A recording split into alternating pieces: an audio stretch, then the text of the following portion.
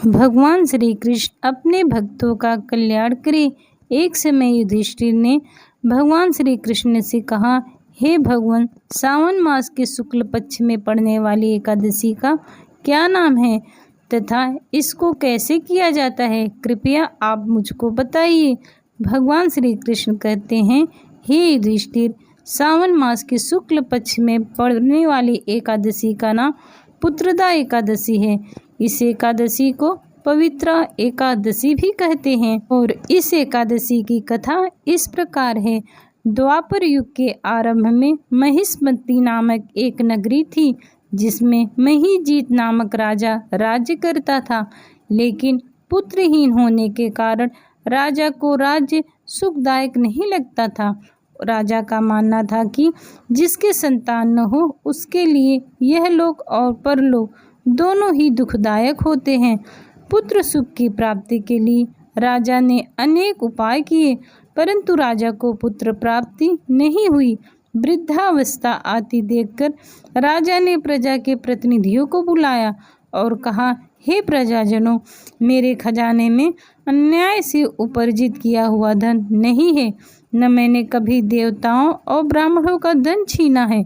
किसी दूसरी की धरोहर भी मैंने नहीं ली है। प्रजा को पुत्र के समान पालता रहा। मैं अपराधियों को पुत्र तथा बांधवों की तरी दंड देता रहा। कभी किसी से मैंने घृणा नहीं की है, सबको समान माना है, सज्जनों की सदा पूजा की है। इस प्रकार धर्म युग राज करते हुए भी मेरे कोई पुत्र नहीं है। इस कारण मैं अत्यंत दुखी रहता हूँ। इसका क्या कारण है? राजा महिजीत की इस बात को विचारने के लिए मंत्री तथा प्रजा के प्रतिनिधि वन को गए।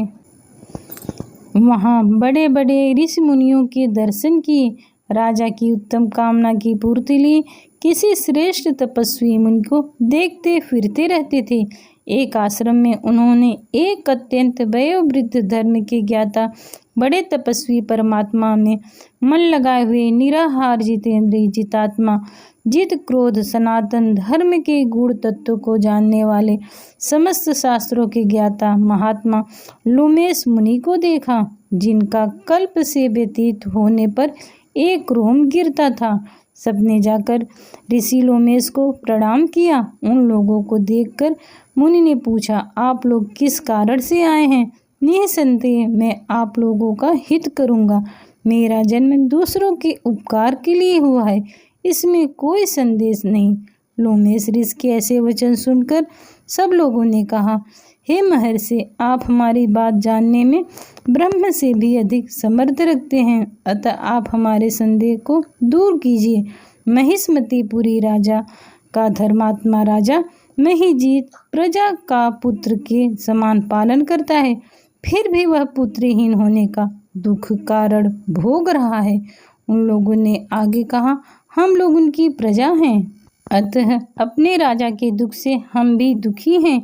आपके दर्शन से हमें पूर्ण विश्वास है कि हमारा संकट अवश्य दूर हो जाएगा, क्योंकि महान पुरुषों के दर्शन मात्र से ही अनेक कष्ट दूर हो जाते हैं। अतः आप कृपा करके राजा के पुत्र होने का उपाय बताएं। यह वार्ता सुनकर ऋषि ने थोड़ी देर के लिए नेत्र बंद किए और राजा के पूर्व जन्म का वृत्तांत जानकर कहने लगे, यह राजा पूर्व जन्म में एक निर्धन वैश्य था। निर्धन होने के कारण इसने कई बुरे कर्म किए।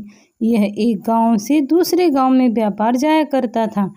एक समय ज्येष्ठ मास के शुक्ल पक्ष की द्वादशी के दिन मध्याह्न के समय वह जब कि 2 दिन से भूखा प्यासा था, एक जलाशय पर जल पीने गया।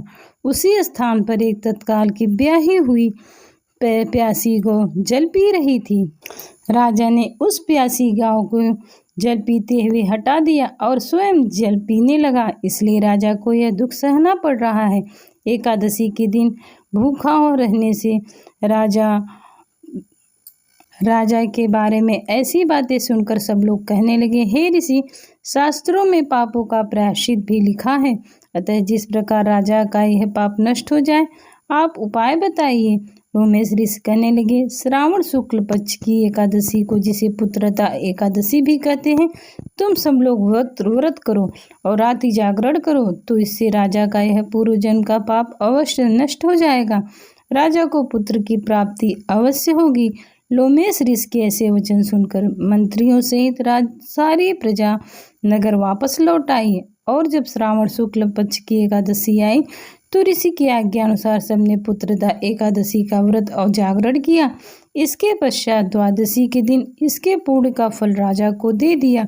उस पुण्य के प्रभाव से रानी ने गर्भ धारण किया और प्रसव काल समाप्त होने पर उसके एक बड़ा तेजस्वी पुत्र उत्पन्न हुआ। इसलिए हे राजन, इस श्रावण शुक्ल पक्ष की एकादशी का नाम पुत्रदा एकादशी पड़ा। अतः संतान सुख की इच्छा हासिल करने वाले इस व्रत को अवश्य करें।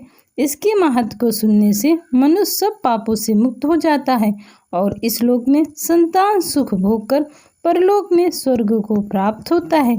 जय श्री नारायण, जय श्री कृष्ण। राधे राधे मित्रों।